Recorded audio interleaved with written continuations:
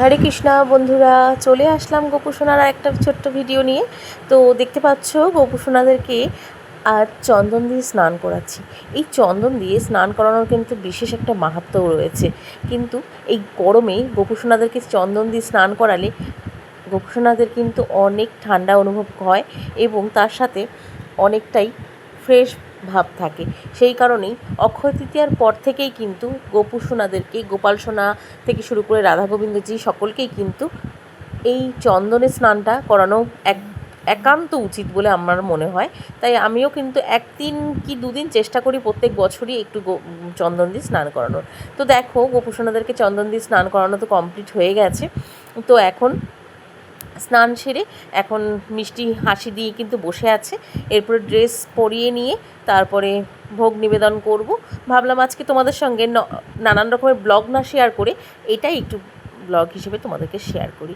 তো দেখতে পাচ্ছ কেমন লাগছে অবশ্যই জানিও। আমার গোপুসোনাদেরকে ঠিক এই ড্রেসটা পরেছে, এই হলুদ হলুদ জামাটা পরেছে, তার সঙ্গে লাড্ডু আর ক্ষীর কদম্ব কিন্তু আজকে ভোগ দিয়েছি।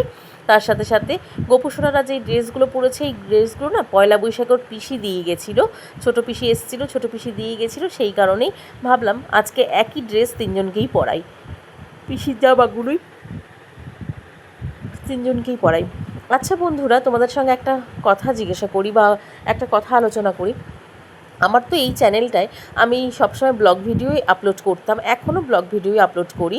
তো আমি তোমাদের সামনে কেমন ব্লগ ভিডিও আপলোড করলে তোমাদের ভালো লাগবে অবশ্যই জানিও। শর্টস হিসেবে ব্লগ ভিডিও আপলোড করলে ভালো লাগবে, তোমরা কোনটা দেখতে বেশি পছন্দ করো অবশ্যই কমেন্টে জানিও। সেইভাবেই আমি ভাবছি তোমাদের সামনে সেই রকম ধরনেরই ব্লগ ভিডিও দেওয়ার চেষ্টা করব।